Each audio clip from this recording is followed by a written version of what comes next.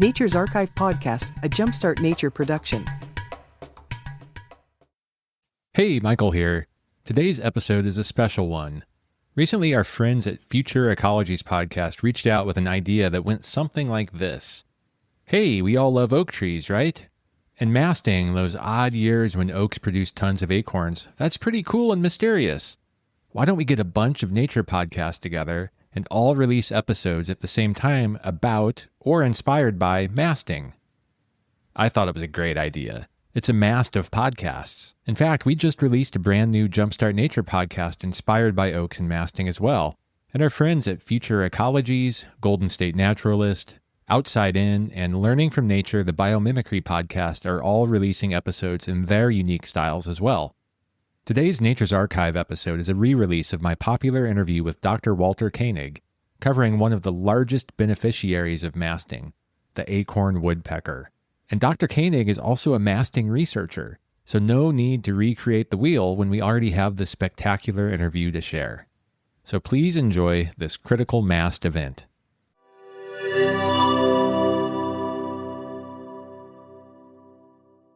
As a nature lover, I'm often asked what my favorite plants, animals, and insects are.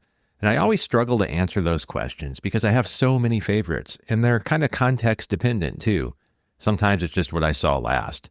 But when it comes to birds, woodpeckers often come to mind first. They're usually quite colorful, charismatic, and have such an amazing set of adaptations that let them drill into trees, excavate insects from bark, and even flycatch on the wing. And one of the most interesting woodpecker species is the acorn woodpecker, found in much of the west and southwestern United States.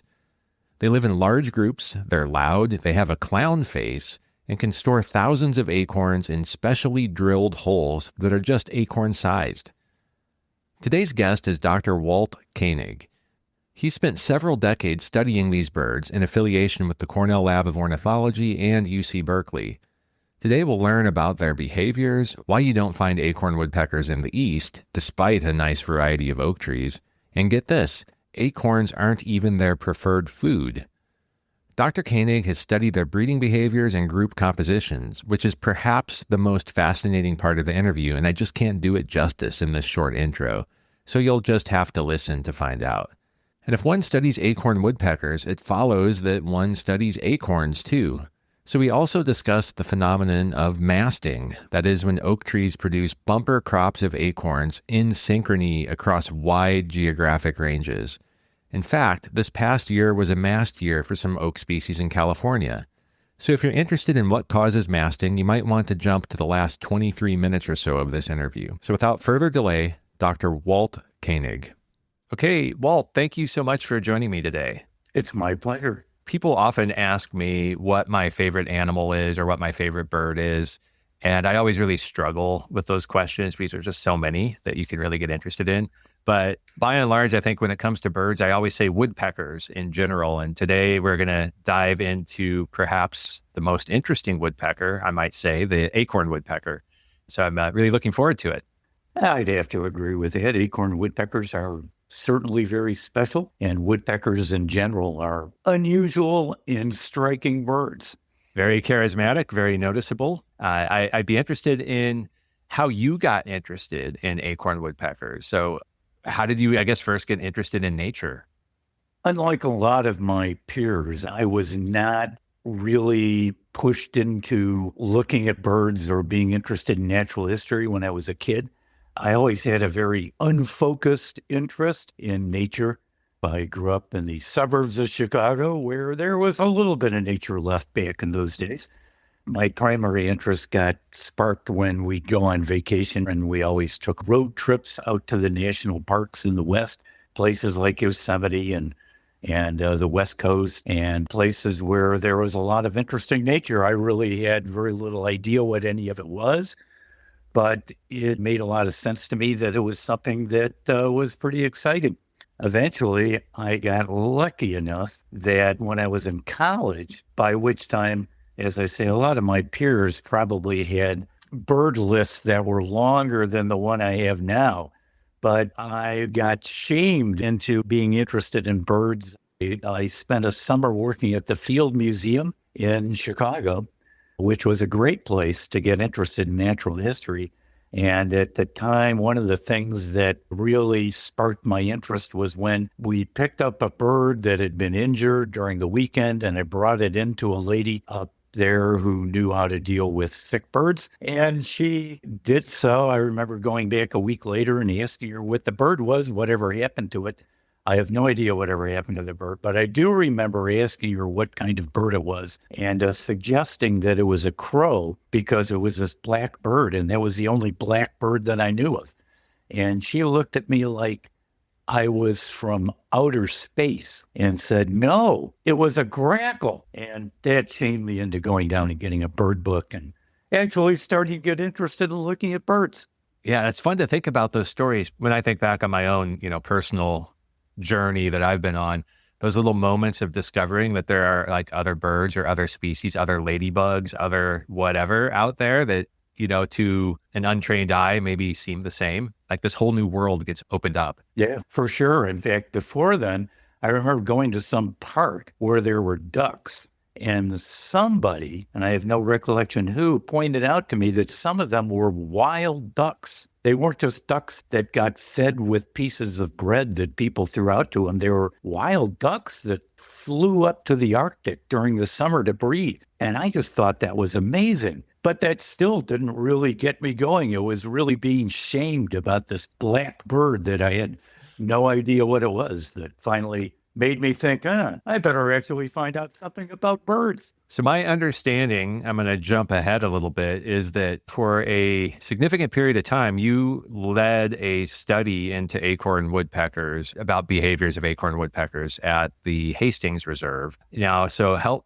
connect those dots then. So you go from being shamed into having to learn a little bit about birds to now becoming, say the foremost expert in acorn woodpeckers. What led to that? Well, there were similar mess ups on my part, I would have to say, but I did end up going to grad school in natural history, I guess, in behavioral ecology is what I thought I might be interested in. And I really was searching around for a thesis project and really was not doing terribly well focusing in on anything until the guy, Michael McRoberts, who had actually started an acorn woodpecker project down here at Hastings Reserve. This was in the early 1970s, gave a talk up where I was a grad student in Berkeley. And being rather desperate for a thesis at the time, I thought, well, maybe I'll go down to Hastings and see whether that might work out, because he was going to finish up and leave. So I did. Hastings turned out to be a nice place, and Michael McRoberts helped me kind of get going. And from there, I just got lucky in terms of acorn woodpeckers being a fabulous bird to chase after. Absolutely. So let's talk a little bit about acorn woodpeckers. For those who have not seen one, can you give a description? What do they look like? Sizes, colors? Where do you find them? Things like that. So acorn woodpeckers are typically described as being clown-faced. They do have a clownish type visage, if you will. They are quite common along the West Coast and in the southwestern U.S., but their range actually extends much further than that. They're in the Big Bend of Texas. They have expanded in recent years. They're now up in Oregon and have actually made it across the Columbia River into southern Washington. But more dramatically, they're quite common in the mountains of Mexico, both the Sierra Madre Oriental and Occidental, going all the way down into Central America. And there are a couple of populations that actually live in Colombia. Over that whole range, they are dependent on oaks. So they really are dependent on the acorn crop, which we'll get into at some point. But they're found pretty much only where there are oak woodlands and oak forests. They don't, for some reason, and have never been in eastern U.S., where there are other woodpeckers that are related to them. But they are quite vocal. They make a lot of fun noises that make them very conspicuous.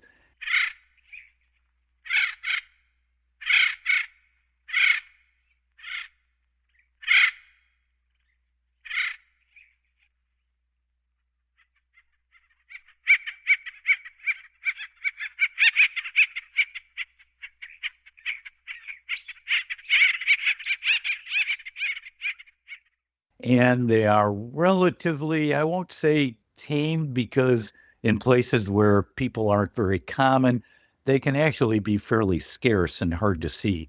But in places in parks and things where there are a lot of people, they can end up being quite noticeable and easy to see. Yeah, that's right. And with the name acorn in the name, it's easy to see there must be a connection with oak trees, though I know sometimes common names do lead us astray. So do they tend to live in, say, microhabitats where there's a diversity of oak species, or can they make do if there's, say, just, if it's just homogeneous one type of oak?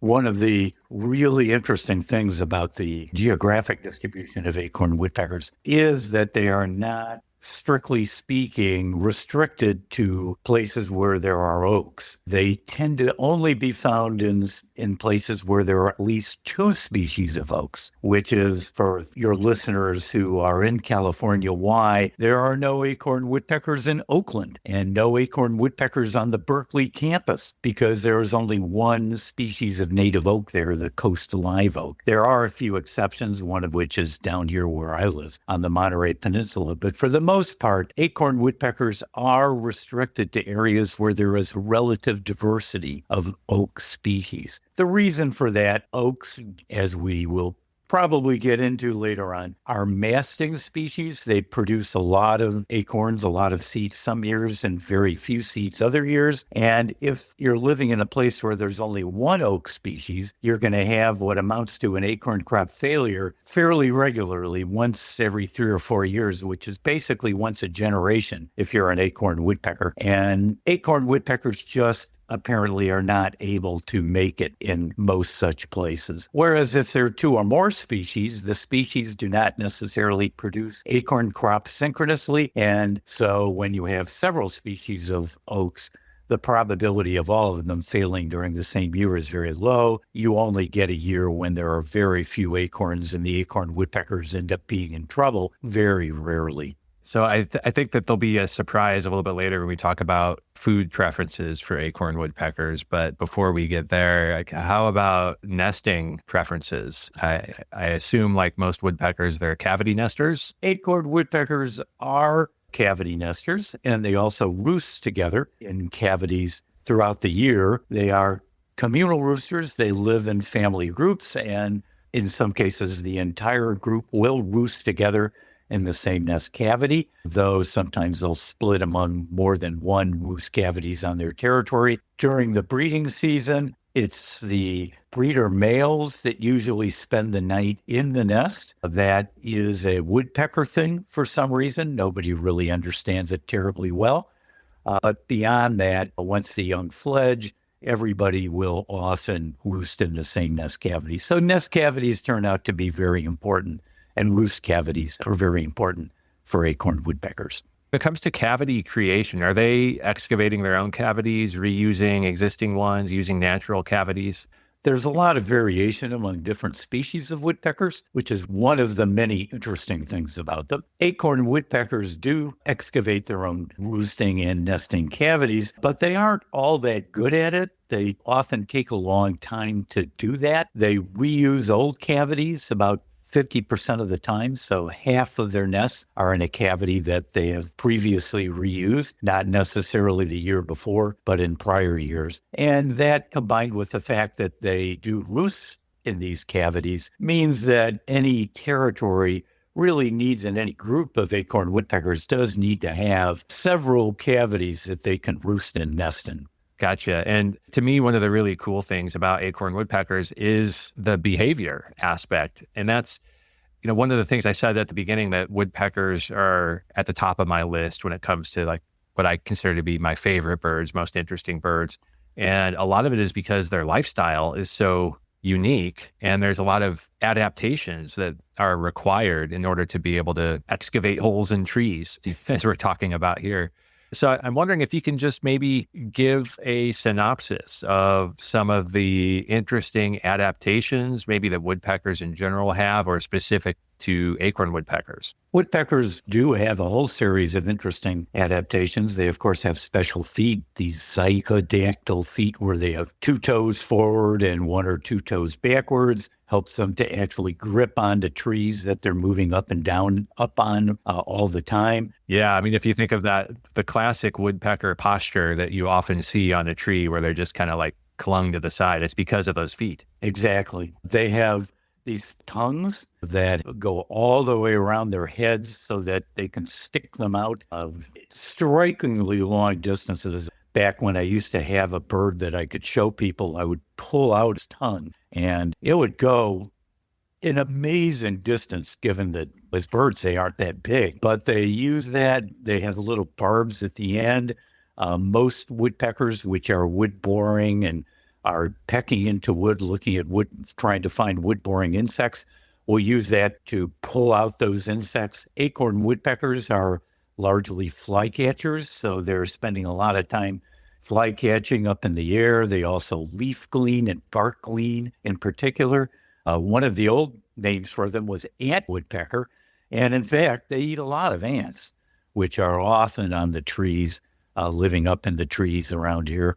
Woodpeckers are best known for their pecking, their excavating behavior. They are able to excavate holes quite quickly when they put their heads to it. How they do that, I'm not a functional morphologist, but the functional morphologists who have looked into it, it's often said that woodpeckers have these, have to withstand these incredible forces as they're pecking at the bark or the wood of a tree. In fact, it turns out that if you work out the forces, given the size of the woodpecker heads and the distance that they're moving it, basically what's known as the allometry of the situation of all the forces that are acting, that the forces that they are withstanding are pretty much comparable to the forces that humans are able to withstand without, serious damage to our brains. It's pretty striking what they're able to do, but a lot of it is because their bills are quite strong. They do have some morphological adaptations in their skull structure and so on that help them to withstand these forces, but mostly it's just that they're really good at pecking away at the wood and the bark of trees. Right. I attended a woodpecker seminar a while ago where a fellow presented, and he was talking about some of the musculature and how just the speed at which they're able to drum or tap, like comparing that to a human, try to tap at the same rate with your finger, and you can't. But just so many levels of the physical adaptations that woodpeckers have. And that may be true, though. I think if we were the size of a woodpecker, tapping your toe might be a lot different than it is when you're the size that we are. And that turns out to be a lot of the sort of key to what woodpeckers are doing compared to, when we look at it, it just looks striking and amazing. And it is. Woodpeckers are striking and amazing. But a lot of the sort of physics of the situation works out pretty well when you're the size of a woodpecker. There's so many different directions to go, but I am excited to talk about some of the communal behavior. So just to recap, you were saying that largely they live in family groups. Can you break that down a little bit more in terms of male, female, juvenile ratios, things such as that?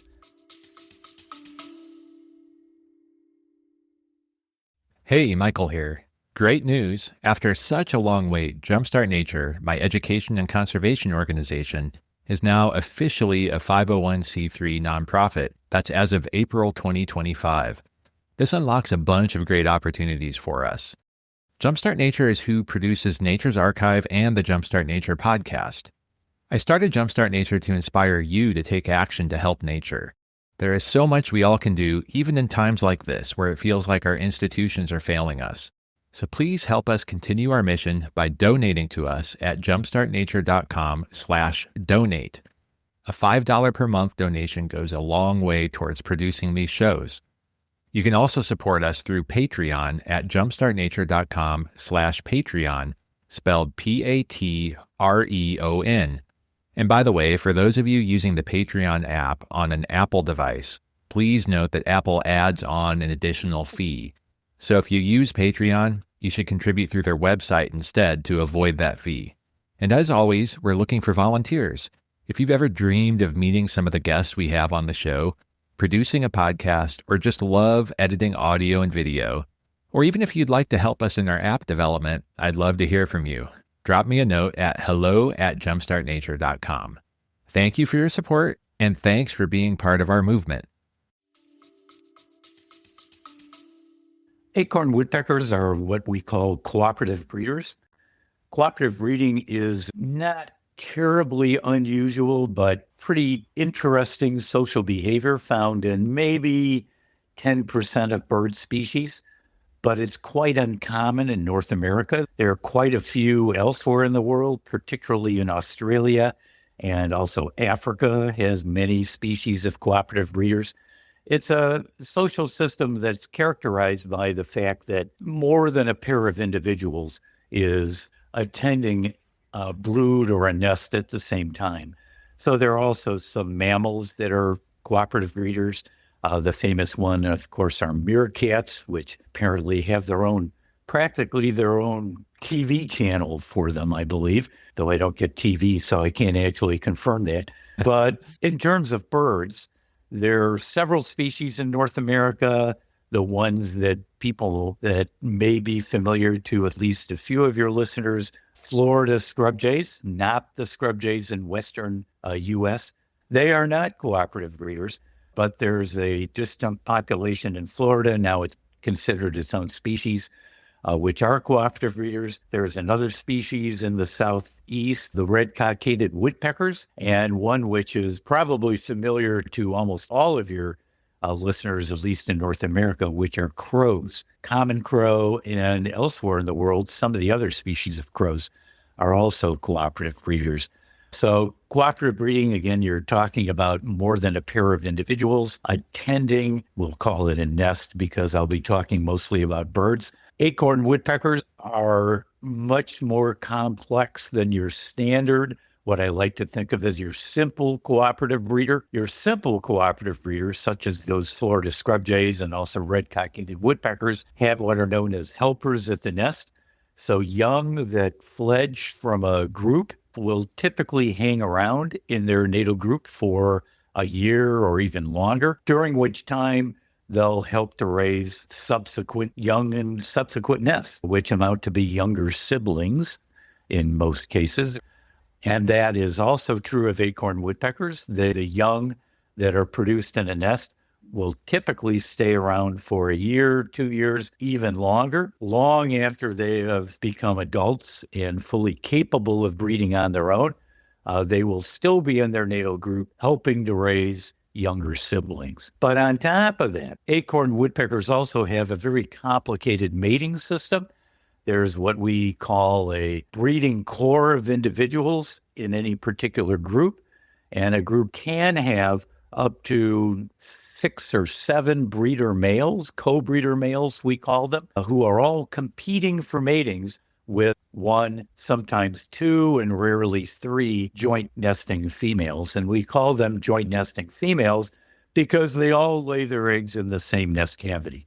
So acorn woodpeckers are what is often called true communal nesters, in that more than one female lays eggs in the same nest cavity. I know there's more to the story, but I wanted to jump in. You're probably getting there. But when you talk about these multiple males and then multiple females in this communal group, what are the relations to each other? Are the males related to each other or separate from other groups? You know, have they been kicked out or had to disperse from another group and join in, or what? Paint that picture a bit.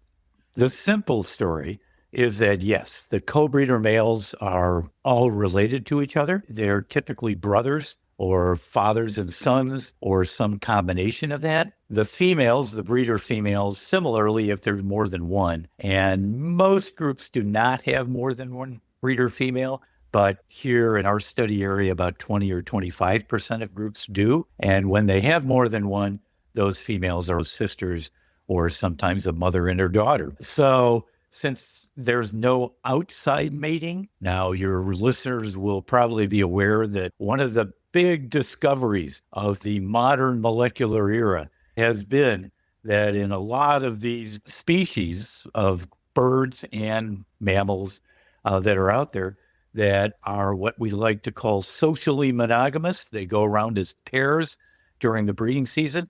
In fact, it turns out that the males are out looking for females other than their mate to try to mate with. Females are often mating with males other than the male with whom they are ostensibly mated. As a result, a lot of the offspring in some of these species are not sired by the caregiving male, by the male that the female is actually mated to socially. That does not occur in acorn woodpeckers. Acorn woodpeckers have a really bizarre mating system, but they do not go out and mate outside the group. So the young in the group that are produced by this breeding core of individuals are all related to the breeders.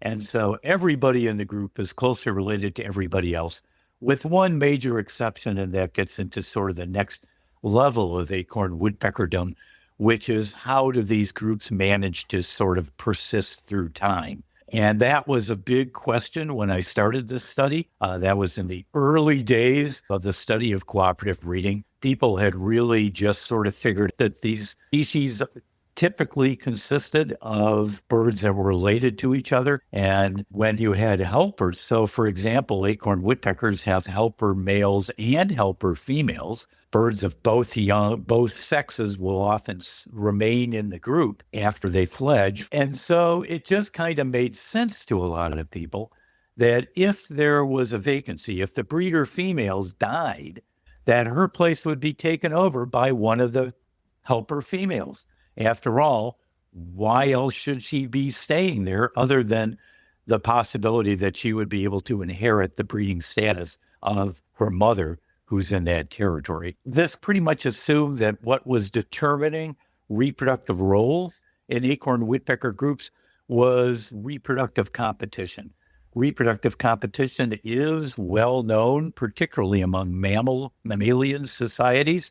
And the reason why young mammals in a lot of societies aren't breeding is because the older males, fathers, would basically beat the crap out of them if they tried to mate with their mate. So that's the reproductive competition aspect of it. And reproductive competition does turn out to be very important in acorn woodpeckers, but it does not appear to be the major factor, at least it's only one of the factors that's determining reproductive roles among these groups. And the other factor is incest avoidance. So birds that are living in groups that have breeders of the opposite sex don't attempt to breed with those birds. Those are the non-breeding helpers, as we call them in the group. If the female in a group dies and there is a reproductive vacancy, that vacancy is not filled by a helper female that might be in the group. Instead, it's filled by an unrelated bird from elsewhere in the population. And at that point, the breeder female is now unrelated to all the males in the group, including the helper males who have fledged in that group. And they then can now become co-breeders along with these older males, their father and uncle who are still in the group, and attempt to mate with her. Whereas the helper females typically then just disappear or are kicked out of the group. Oh, my head's spinning a little bit here, so I want to see if I'm following. Yeah, that was a lot, I realize, but they're complicated words.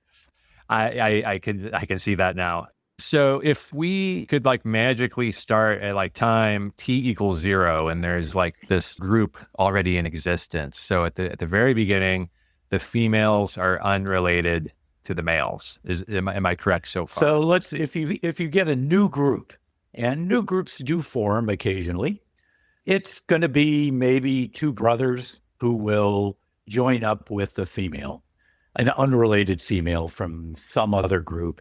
And it's unusual for them to be able to find decent territory where they're going to be able to be successful. And that's a large part of why we believe they live in groups to begin with. But it does happen. One of these occasions where you get one or maybe two, maybe three brothers who start a group with an unrelated female. They then have a nest, fledged young. Both or all three of those males are going to be competing for matings with the breeder female, so they don't pair up in any traditional manner. The young that are produced from that nest, both males and females, and they don't have particularly large broods, but they could easily fledge 3 or 4 young. They are going to stay around in their natal group for a year or 2 at least, during which time they're going to be helping their parents of the males. One of them's their father. They don't know which one it is. The others are basically uncles, okay? But they're all closer related to them. They don't know who's who, but they do know they're close relatives to all 3 of them, and they know they're closely related to the female. So they're just going to help to raise younger siblings. And the critical juncture comes when the breeders of one sex or the other will die. So if there are 2 breeder females in the group, joint females, and one dies, nothing in particular is going to happen. The group's going to continue with that one breeder female. But if there's one breeder female, or if both those females die, then there's a reproductive vacancy. Now, there are complications that I'm not going to get into because then it just gets too messy. But the simple story is that that vacancy is not going to be filled by one of the helper females, if there happens to be one in the group. It's going to be filled by a coalition of sisters that are then going to come to that territory and fight it out with other coalitions of sisters to fill that vacancy and become the new breeders in that territory. Okay, so I have a question about that. How do these various coalitions of sisters discover that there's an opening? Are they just kind of always poking around at neighboring colonies to see what the response is? As far as we can tell, yes. They spend a lot of their time foraying, basically moving around to different territories, checking out who's there, who's around, what's going on. They know who many of these birds are. We have some quantitative evidence for that from the work of one of my grad students, Mickey Pardue, who did a great job looking at cognition of acorn woodpeckers and demonstrating that they could recognize birds that are talking to each other, saying hello to each other, that are from different groups or groups that where they shouldn't know who each other is. They know who a lot of the birds in the surrounding territories are. Even though it's still kind of a mystery, we do know that they can discover, at least at certain times of the year, they can discover a vacancy literally within minutes of it happening. And we know that because we will capture birds at dawn, try in their nests, in their roost holes when we need to band them, when there's an unbanded bird in a group and we are trying to catch them. And if in that process we happen to capture, say, the breeder female, the only breeder female in a group, we need to get her back out there as quickly as possible. Because by the time the sun is beginning to come up and the birds are beginning to move around, if we aren't careful, there are already birds who have found that vacancy and coming into that territory trying to start something up to fill that vacancy. And this starts what we call these power struggles, which are these fights to fill these vacancies. And power struggles are really exciting. It's something which, if any of your listeners who are within the geographic range of acorn woodpeckers, if they ever go out and hear a lot of activity of acorn woodpeckers, it could be a power struggle, and they can just be incredibly exciting to watch. Yeah, that's something I'll have to keep an ear out for. Often when I hear woodpeckers getting really vocal, I wonder if there's an owl or, a predator or something. And actually, I want to get into vocalizations here in a moment, but I'm wondering this in the banding program, having to get the breeding female back so quickly. I'm assuming that was a discovery by accident of how quickly then the neighboring coalitions move in. It is kind of learning the hard way. I mean, we used to do a lot of these ambushes is what we call them. It's really one of the major ways we would try to keep the population banded, because in order to do the kind of work we're interested in, where we're really interested in the behavior of individual birds, we really have to know who every individual is within the group. And that means keeping them banded with color bands that we could then read from a distance away to tell who they are, when we banded them, where they came from, whether they are fledged from that group or whether they're immigrants that came into the group. And that's sort of how we can begin to decipher the complicated social system of a bird like the acorn woodpecker. But yes, we used to do a lot of these ambushes at pre-dawn in the morning because we figured, well, okay, we get them in the morning. We can try to band them and bleed them before it gets light. And that way, when it does get light, we'll let them go. And hopefully they'll just think it was all a bad dream.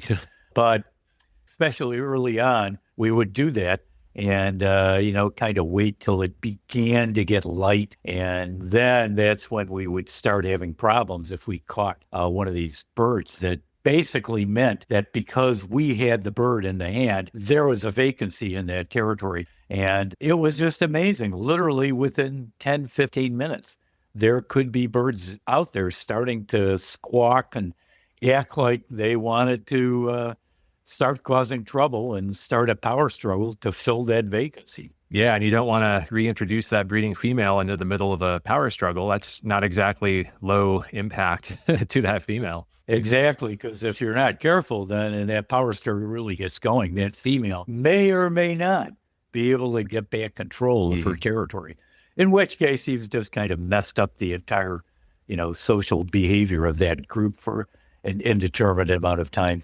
I know there's so many other directions we can go here, but one other kind of lingering top of head question for me is if you have a successful breeding group and they've been producing multiple offspring year after year, I'm assuming at some point the group grows too large or maybe there are too many helpers. What happens in those scenarios? One thing I didn't stress is that group size varies considerably within the population. So there are a lot of what you could call a simple pair, one male, one female groups. There's some groups that have one male, one breeder female, and one helper who's from the prior year. So trios, you can have all combinations. You can have groups that have one breeder male, two joint nesting females, and they may or may not have helpers. There are more groups that have co-breeder males than joint nesting females, but you can also have both. Now, at some point, the largest breeding group we've ever, I think, had, it was into the low teens. So that's a group that has maybe 3 or 5 co-breeder males, could have 2 joint nesting females, plus it's been a successful group that has a bunch of helpers that are still around from prior years. They then may fledge a bunch of young. And a couple of years ago, for the first time in the fall, we actually had a group that had 21 birds in it. But that was just strikingly unusual. And it does not last very long. It's just too many birds for the group to really be able to handle. We don't really know why, because they do have these, which I think I alluded to, but we will talk more about granaries where they store acorns, and that's an important backup food resource for them. But 20 birds, it's a lot of birds, and unless there are a lot of acorns out there, they end up having problems, and many of those birds will end up leaving, and one way or another, and trying to find a territory somewhere else that they can move to. Whether they're successful or not, that we don't know. There are birds out there who are wandering around, who are just don't have a group affiliation. We don't think there are very many of them because we don't think that's a particularly successful way to get a breeding position in the population. But there are a few out there, and we don't really know what limits group size, but we do know having a group that has more than 10 or 12 birds is pretty unusual. It's interesting to know what happens when you hit that threshold. So it sounds like some more discoveries ahead. Yeah, as I like to say, somebody really needs to study these birds someday. There's a lot that we still don't understand. And, I alluded to the vocalizations, and I think one of the things when you live or hike or just spend time near acorn woodpeckers, very often you hear them before you see them. And a lot of people characterize one of their vocalizations kind of sounding like a laughter in a way. So I'm curious, like as woodpeckers go, they seem to be more vocal than many other species. Maybe that's true, maybe not. I'd be interested in your perspective. And if you could tell me a little bit about their vocalizations and what they mean and how they relate to their communal behaviors. They are more vocal than your standard woodpecker that basically just, you'll hear a drum or they'll make those quick little notes that they make that tell you have a hairy woodpecker out there or a downy woodpecker or whatever. That's almost certainly because they are highly social. Acorn woodpeckers are a member of a genus of woodpeckers, of which there's several other species in North America. Lewis woodpeckers in the west, red-headed woodpeckers in the east. They aren't all social, even though there are quite a few species in Central and South America that also are cooperative breeders, although nobody has ever really studied them, but they're often found in groups. Many of the species in that genus are fruit-eating of one sort or another. So acorn woodpeckers are pretty much, at least in terms of fruit, focused on acorns, but many of them have a diet that is far more diverse than your classic woodpecker, which is out there pecking around in the wood looking for these wood-boring insects. That's acorn woodpeckers eat a lot of insects. They are insectivores like other woodpeckers, but they are not looking for them inside the bark of the trees. They are fly catching, as I already mentioned, and bark gleaning, and then supplementing that with this fruit-eating habit. They also sapsuck. They are known to have the genes which allow them to both taste and digest sugars, which not all woodpeckers have, I believe, or certainly not all woodpeckers are known to have, but probably most of the woodpeckers in that genus have, who are frugivores. So they sapsuck a lot, particularly in the summer and late winter. Around here, when the sap is beginning to flow in the trees, they make sap holes, which are different from sapsuckers, so you can kind of tell them apart. But they do sapsuck. In fact, I've had a group, 3 or 4 birds that were coming to my hummingbird feeder, chasing off the hummingbirds for the last couple of months. I want to go back to the fly catching because when I lead walks or bio blitzes and we have acorn woodpeckers in the territory, I always love to point out the fly catching behavior because stereotypically that's not what you expect of a woodpecker, and they seem very good at it too. They're surprisingly nimble in the air. How common is that among woodpeckers? Again, it's something that I think is found pretty commonly in that genus. So I haven't spent a lot of time watching red-headed woodpeckers in the east, but Lewis woodpeckers, which are pretty closely related and equally bizarre from acorn woodpeckers, they fly catch a fair amount. I mean, they're classically known for looking like small crows out there when they're fly catching. But acorn woodpeckers, that is really one of their main sources of food. They're dependent on acorns, but acorns are not a particularly good food resource. And insects, of course, are much better. They're like 35% protein. And so that's a much better food source for them. And any particular day when it's not rainy and cold out there, they'll be out. And you did mention that alternative common name reference that they eat ants.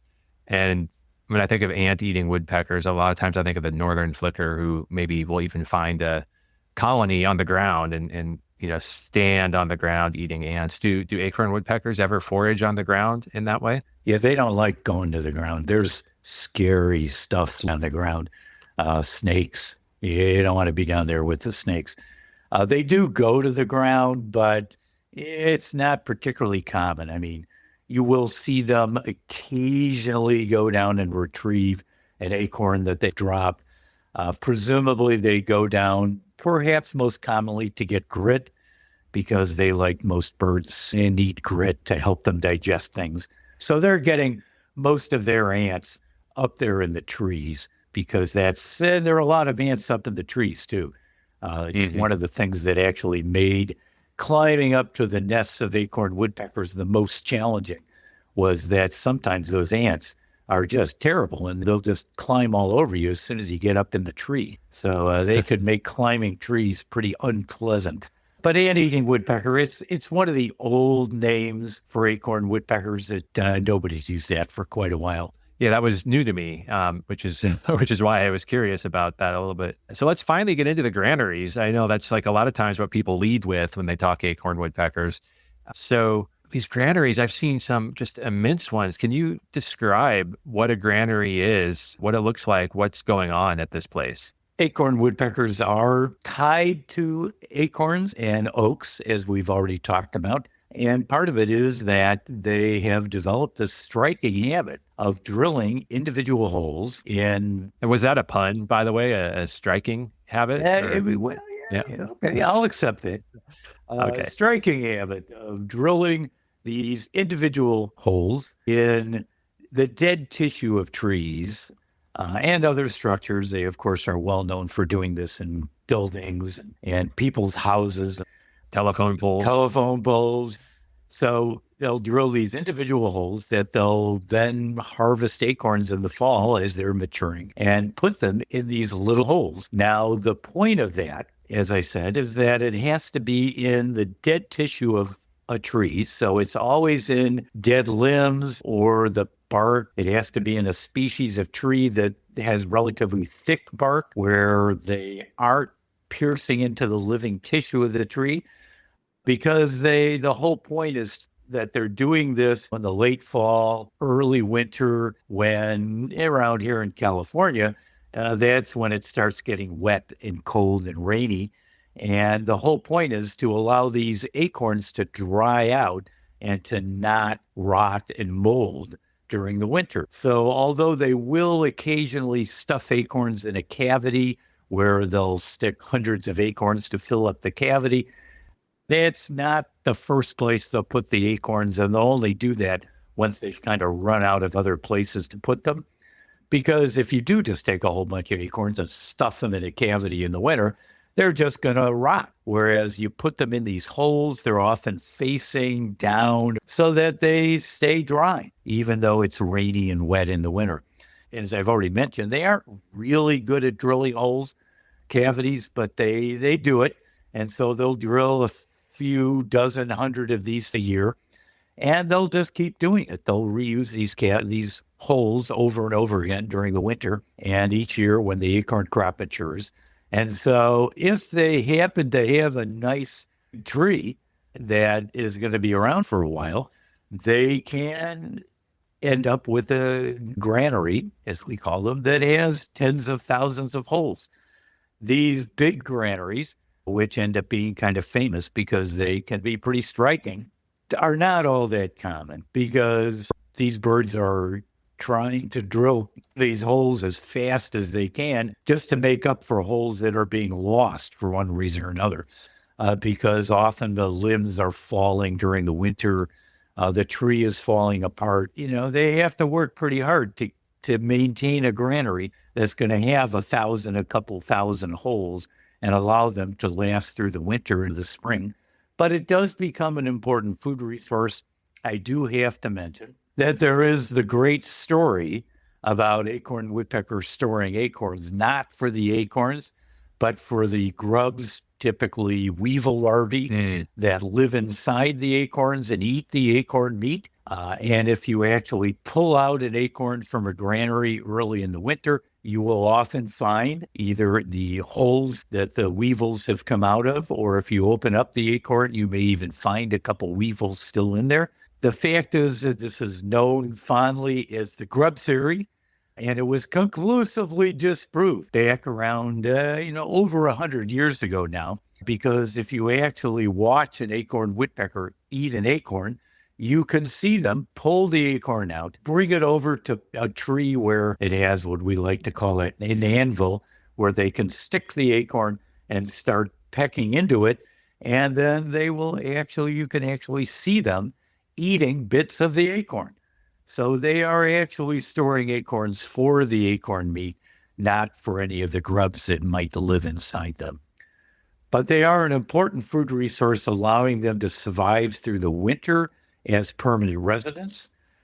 Here in California, they are permanent residents throughout most of the state, even in places like Yosemite Valley, where it's cold and snowy and wet in the winter, but they're still permanent residents because they can go and pull out an acorn if they have to during the winter. They can feed bits of these acorns to their young in the spring when they have nests, when it happens to be cold and wet and crummy in the spring as well, which even here in California, it can be for a few days in April and May. The fact that managing the granary is a lot of work. When we were talking about the size of these communal groups, how are the granaries managed? For example, are rotting acorns removed? They certainly check on the acorns. As they dry out, they shrink, and the birds spend a lot of time in the winter just sort of checking on them. And if they don't fit very well anymore, they will pull them out and move them to a hole where they fit better, because then they do also spend a lot of time defending them against the titmice and the quail and the ground squirrels and everything else that might come and want to steal those acorns when they are no longer available on the oaks themselves. Because by the time you get to January and February and March and later, in a typical year, those are the only acorns that are going to be around. And so there are a lot of animals out there that would like to get those acorns. And of course, having them carefully packed in those granaries makes them difficult for anybody else to get them. And the birds then defend them against all these other species, as well as other acorn woodpeckers that might want to come and try to steal them. I remember observing one time a granary, and I want to say there were two acorn woodpeckers that were both a few feet away from each other. And it looked like they were putting fresh acorns into holes. And a pair of corvids came flying in. I think they were crows, though my memory may be failing me. They may have been ravens. But nonetheless, it spooked the acorn woodpeckers, and they hadn't quite gotten those acorns all the way wedged in there yet. So it was an easy meal for those corvids. And I was surprised that I didn't see like a defense from other acorn woodpeckers. They just kind of let those corvids take those acorns. I'm curious a little bit about that defense that you spoke about. Part of it is getting that acorn in there in the first place, where it's hard for somebody else to get it out. But how do they react to somebody coming in and taking their food? They do try to defend their granaries, but a crow is it's 5-6 times larger than an acorn woodpecker. And often they do come in packs. Crows are also cooperative breeders, and so you can get 2 or more of them coming in at the same time. And acorn woodpeckers is as aggressive as they might be. I think when something like 3 or 4 or 5 crows come in, gives them pause. There isn't a whole lot they can do about it. In general, they're pretty good at defending their granaries. They'll certainly chase away ground squirrels, which will come after the acorns in the spring. What's really a lot of fun is this time of year, you'll get years when there are only a few trees that have a lot of acorns. It's not a very good crop in general, but there'll be there'll just be a couple of trees that for some reason have done very well. And so everybody just piles into those trees trying to get those acorns as fast as they can.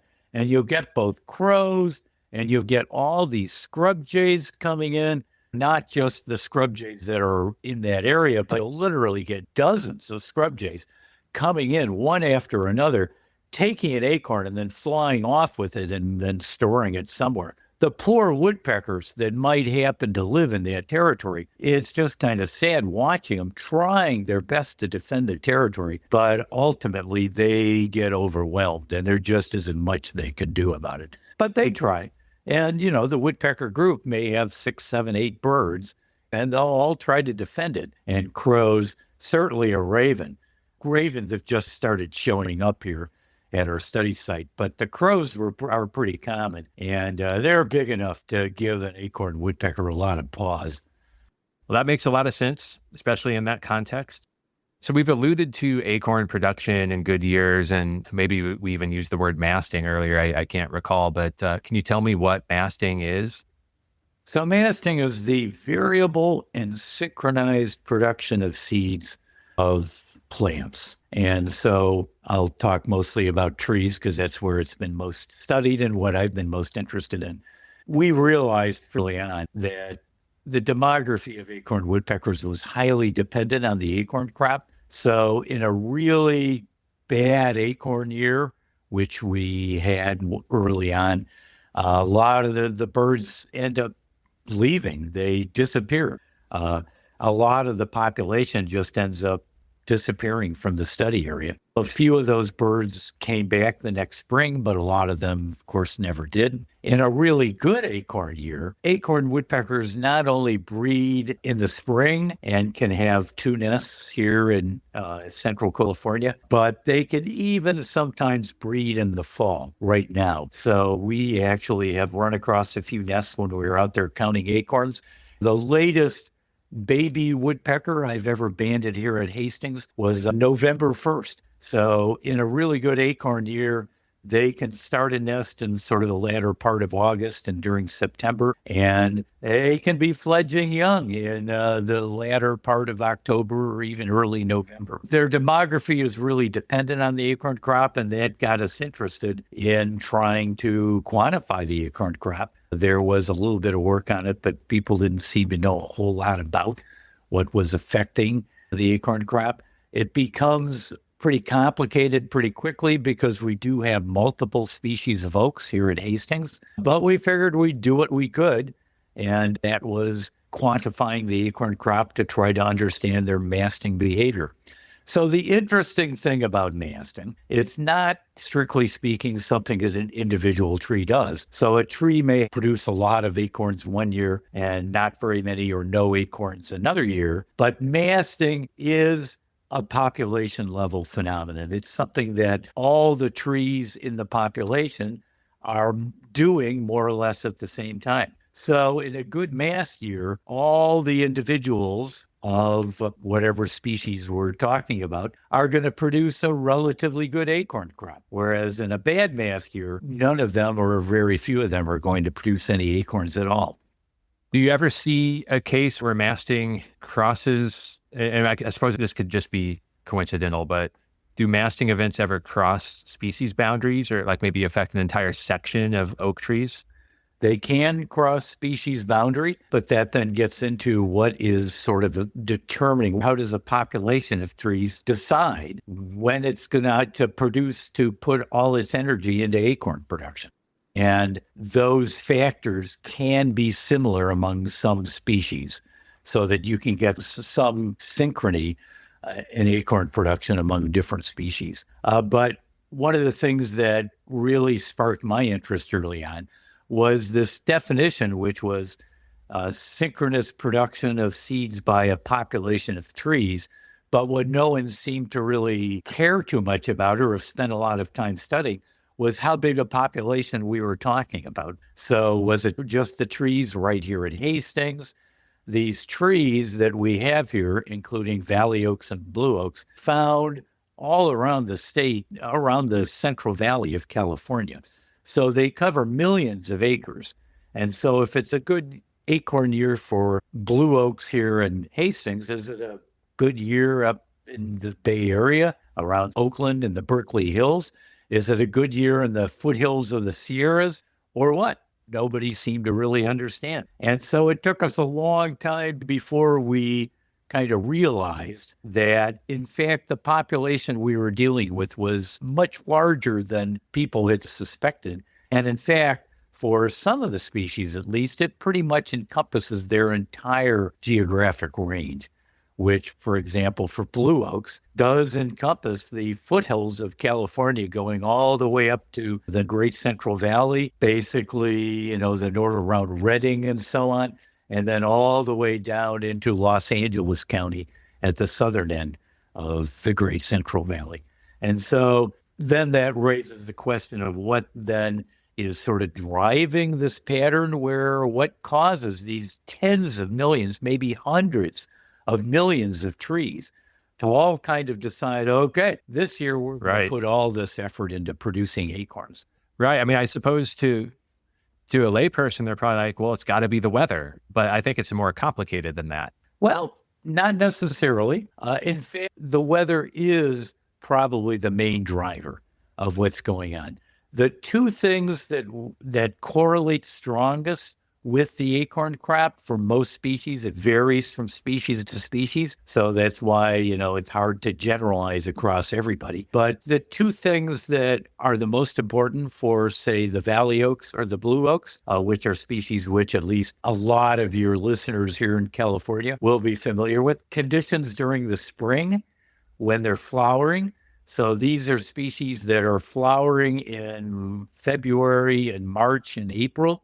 And then those flowers then are what then mature into acorns the next fall. And so the conditions during the spring are very important. And then the complicating factor, and the one that sort of really makes things difficult, is that it also depends on what the acorn crop was the year before. So if they put a lot of energy into and had a very good acorn crop last year, then they tend not to have a very good acorn crop this year. And this is what really tells us at some level that part of the story is that they're storing energy somewhere in the tree. When they use up a lot of that energy to produce a big crop of acorns, it takes a while for them to restore that and be able to produce another good crop of energy. And the real complicating factor comes because trees are really complicated structures, and it's really hard to figure out where they're storing and what they're storing. We don't even know what the critical resources are that they're storing up to produce an acorn crop. And so it's been very difficult for the people who really are into that sort of that aspect of things to really figure out what's going on in terms of resource storage and then how they decide when to actually put those resources into acorns. Now, the interesting thing that I will mention in terms of valley oaks and blue oaks, again, these two very common species that are ranged throughout much of California, is that when they tend to have a really good acorn crop is when conditions are warm and dry during the winter and spring, presumably because that fosters pollination in the spring. These are all wind-pollinated species. That's why they produce these catkins that are producing all this pollen in the spring that's then getting blown around. And it's that pollen which has a very hard time pollinating and fertilizing the flowers when it's a cold, wet spring. When it's warm and dry, that's when they tend to do better in terms of having a good acorn crop in the fall. My understanding is that you have, as you said, you try to quantify the acorn production. How long has that research been going on? We started quantifying the acorn crop here at Hastings back in 1980 when we really got interested in the spatial pattern, what's called spatial synchrony of acorn production. In other words, trying to figure out how big a population was producing acorns synchronously. It turns out to be a whole kind of interesting story in and of itself, which I won't get too far into, because as one might expect, synchrony does decline as you get farther away. So it declines with distance. So when you're talking about how synchronous the acorn crop here at Hastings in central coastal California is, well, it's almost certainly going to be more synchronized with populations with trees that are relatively nearby. And when you get up to the Bay Area, which is, now we're talking 100 miles away, 120 miles away, it's going to be less synchronous, but it is still statistically synchronized, at least to a lesser extent, with the trees that are here. And you can actually show that when you have enough data throughout the range of both blue oaks and valley oaks, that even populations that are hundreds of kilometers apart, one end of the Central Valley to the other end of the Central Valley, do exhibit some degree of spatial synchrony. And that is presumably because, as you mentioned earlier, the weather is one of the main driving factors. And weather is rainfall and temperature is one thing which is well known to be highly spatially synchronized over large geographic areas. That makes sense for sure. And we very often in California have fairly consistent weather up and down the length of the state, but it does vary. There are some years where it's, rainy in SoCal and dry in Northern California or vice versa. So I'm sure those provide interesting opportunities to look at the correlations with weather. Right. Yeah. How's 2024 stacking up? Well, I haven't actually, we just finished our statewide survey. It was all in all is a good year, I would say. Blue oaks are doing very well in quite a few places. We go to enough sites and there's enough variability and we do enough different species that it all ends up kind of becoming a big jumble in my mind. Until you put all the data together. Putting all the data together. But relatively speaking, it's a good year for blue oaks here, at least in the Central Coast. It's doing very well, and it was doing very well in several other sites that we do blue oaks at. Valley oaks have not been very good in any particular spot, but they do have acorns. It's not a bad year. A couple of the other species we look at, coast live oak is the one that it is not found all the way around the Central Valley. It's found from about just north of the Golden Gate down along the coast into Baja California. We don't go all the way into Baja, but we do look at several populations in Southern California, and I think they're doing pretty well there too. They're certainly doing well here in Hastings. It hasn't been a good year for any of the species in recent years. And so I think even though, it was a pretty wet winter, but despite that, I think it's been long enough since it's been a really good year that some of these species have just decided they're going to go ahead and go for it, even though conditions weren't quite as favorable for it in the spring as it might have been otherwise. In terms of blue oaks, I did look at that. It's the best blue oak year here at Hastings since 1985. Which is pretty good. I mean, it's a long time. Not that there haven't been a couple of good years since then, but in terms of the population in general, it's a good year. There are a lot of acorns out there. Given that it seems to be, at least for a couple of the key species here in California, a good acorn year, what should naturalists be looking for when they're out and about? Are there going to be any interesting animal behaviors, acorn woodpecker behaviors, things like that to pay attention to? Certainly when it's a good acorn year and there are lots of acorns, it is fun to watch, acorn woodpeckers harvesting those acorns and storing them. But acorns, despite the fact that they are not a particularly nutritious food resource, of course, they're incredibly bitter, which if any of your listeners, if they've ever tried to eat an acorn, are well versed in. Nonetheless, there are a lot of things out there which really try to go for those acorns, mammals and birds. And so it's fun watching them harvest the acorns, sort of interact with each other when they're in some of these trees that have a lot of acorns. It is possible to find nests of acorn woodpeckers in the fall in a really good year, which is really striking.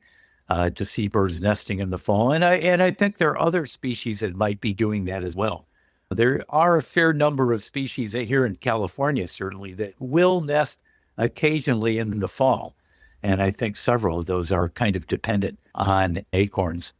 Great. Good to know. And one other kind of quick thought that I had when you were talking about, typically you don't have a good acorn production year back to back. The implication is there must be some energy resource or something like that mediates this. I was speaking with a tree phenology researcher a few weeks ago, and they were telling me about the leaf economic spectrum, which for listeners, that's the concept where in general, you can measure the health of a tree by whether it is producing more energy than it uses to produce that leaf in the first place. A tree needs excess resources to be able to grow.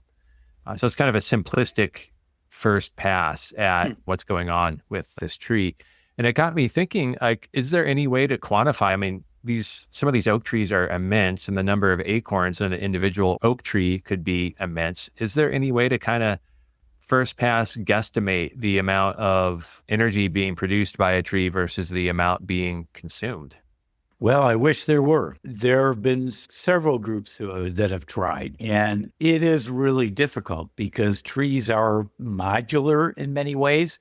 You can measure the nitrogen, the phosphorus, and then whatever the carbon that's in a particular branch or in a particular limb, but you don't necessarily know what's going on in the rest of the tree. And then the big problem, the big black hole has always been the roots. These trees are known to have really large root systems, but to actually get at what's going on in them has really befuddled the plant physiologists that I know of who have tried to get into that. So it's been a real challenge. As I may have mentioned, there have been several groups that have taken parts of the tree and looked at the nitrogen or the phosphorus or whatever, tried to understand whether that varies depending on the seed crop or depending on what's going on in the tree. And sometimes they get results which seem to make sense, and sometimes they seem to get results which just show that it has nothing to do with seed production. It's been really difficult for those people. And I have to feel for them because it would be fun to really know what's going on. Yeah. The amount of discoveries that we need, I think, to get to that point, it'd be a series of events to get there. It's been a lot of fun talking acorn woodpeckers and acorns and oak trees with you today. Is there anything else that you think we've missed that you really wanted to tell our listeners about when it comes to these topics? Well, that's a good question. Certainly being outside and actually paying attention to what's going on around you can be a life-changing experience for anyone. When I was young, it took me a long time to really get to the stage where I kind of realized how interesting the world was out there and how complicated it was.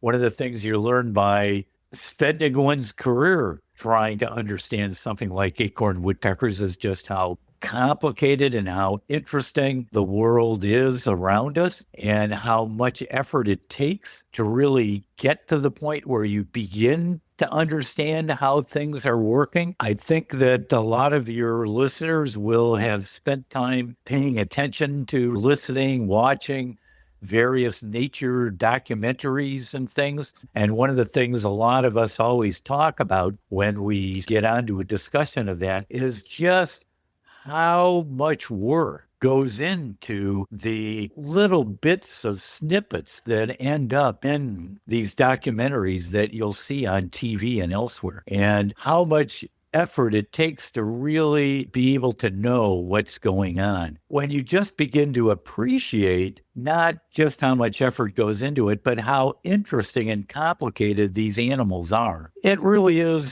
can change one's life, just in terms of being able to appreciate the outdoors and the world around us. So I think a lot of your listeners may already be at that stage, but any that aren't, it's worth just spending time outside and whatever it is that happens to interest you, trying to think about what it is and how it survives and how it manages out there, because it's probably a lot more complicated than you might think. Well, I love it. I am well aware of the benefits of nature and observing, but I have to remind myself still to do it at times because I get too wrapped up in advocating for nature and not experiencing nature. So I appreciate hearing that, and it's a good reminder for myself. Are there any projects upcoming, any work from your graduate students that you'd like to highlight? Well, I'm retired and no longer have grad students. But I do spend a fair amount of time here at Hastings, which is a place I came as a grad student and decided I never wanted to leave, and was fortunate enough to pretty much be able to achieve that dream. It's a lovely part of the world. We live just a few miles away. The main bit of research I still do is trying to quantify the acorn crop, understanding acorn production. I am still interested in the woodpeckers and am trying to work on another book on them. I did write one back in my youth. Hopefully this one will be a little bit more fun because I'm older and I think more fun than I was early in my career. And we know a lot more about them. They're pretty exciting birds, and I'm hoping to sort of wrap up and bring together a lot of what we've learned about them over the last 40 years, 50 years that we've been studying them. Do you have a publisher or estimated date or anything like that so I can keep my radar attuned? Yeah, I have not bothered to bug publishers yet. It probably will be an academic book, but still I'm hoping to make it at least more accessible than back in the day. So it's likely to be an academic publisher and certainly won't come out in the next year, but I'm hoping to be able to wrap it up next year. Being a retiree, I'm trying not to work too hard at it because then it just doesn't get to be quite as much fun. And they do turn out to be complicated birds. It's been a lot of fun, but a lot of work to kind of look at some of these analyses that I did 20 or 30 years ago and say, it's time to bring that up to modern standards and really try to bring it together with what we now know about acorn woodpeckers.